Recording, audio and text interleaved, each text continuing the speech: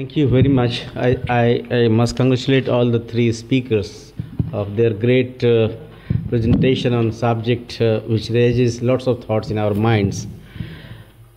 As a very small person in this field of knowledge, I could only add few words which will be perhaps giving a direction to some of us that in my 25 to 30 years career dealing with Buddhist subjects in different parts of the world, I have found that we, the Indians, are very much lacking in the knowledge of Buddhism. We have only 5 to 9 people who have learned and read entire Tripitaka, only 8 or 9. And this is a very small number. The mention of Brahman coming around 500 plus times in Buddhist texts has not been thought of. Why and which references are there? The mention of Indra 1200 plus times. Brahma is the first one numbered in the list of the gods being talked about by Buddha himself. Many there are similar thoughts. We have to study that in proper context. You see, when we talk about some sutras, and we always forget the Pali, the rendering in Pali which we have, the Tripitaka, known as Tripitaka, is not the actual word of Buddha himself. So when Romila and or Sheldon type of people claim that, see, look, they did not use the word dharma in Ashokan context. They use dhamma because they want to be running away from the corrupt system of Hindu system of life. They completely forget the word of language the Buddha was speaking was Magahi, Magadhi. And in Magadhi there is no dhamma. If dharma is making dhamma in Pali, it is not in Magahi. That was the language of Buddha who was speaking all the time. That became dharma in Pali, in Magadhi also. So there are certain misnomers which we have to challenge by reading the Buddhist text.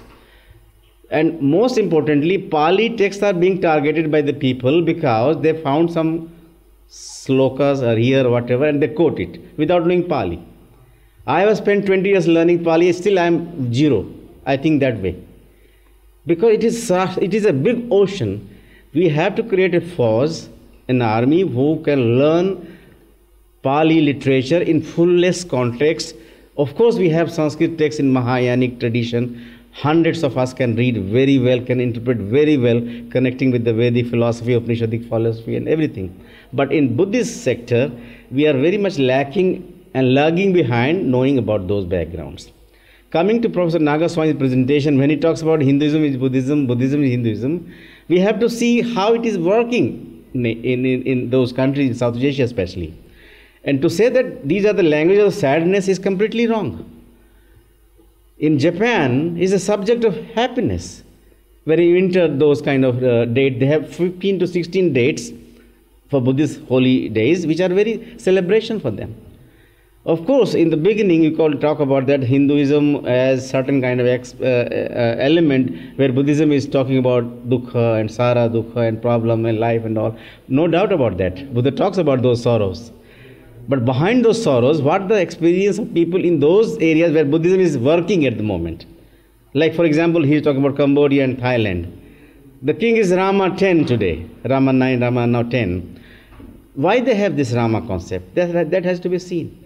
From the Ayutthaya dynasty, which is 1700 plus, 300 years ago, how they have taken. There are 15 Brahmanas in the court of Ayutthaya in 1640s. And they talk about, without Rama you cannot run a government. So these are the concepts which we can understand very, very well when we handle material in Buddhism properly. That is very important to us, for us to know and learn about that. And then we talk about the issue of Buddhism in a special case of the Sthaviravada, which we call Theravada, and in old presentation we used to call Hinayana, because without knowing Hina is not the only word. Hina means going down. Hina also means less number. But when we talk about Mahayana, Hinayana, we put it like a very heen situation, like when you are very looked down upon. But there are many words, as we have seen in many words of Sanskrit and Pali, there are many words of the same word. So similarly, when we go into Theravada, we talk about that, they talk about puritical sense, pure, no need to have any kind of interpretation. What Buddha says, follow that. And in that system, you don't have any permission, so-called permission, to establish any imagery of any Buddha or anything. But you see, the most beautiful imagery of Buddha is found only in Theravada countries, in Thailand, Laos, Cambodia, Sri Lanka included, and Burma also included in that. So the concept of understanding Buddhism, whether it is a part of Hinduism or not, that can be a subject, because they have been also taught in these countries in Southeast Asia for the last 200 years, the French translation where they try to disintegrate, separate. So those attempts have been going on, breaking those countries for last so many years. Those areas also need to be mended together.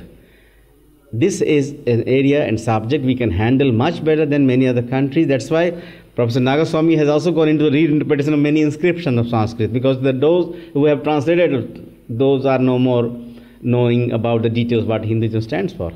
Like when you talk about Saugata, nobody knows that Sugata is another name of Buddha. And Saugata Dharma mentioned there is the man who brings a Sugati. That's why he is Saugata.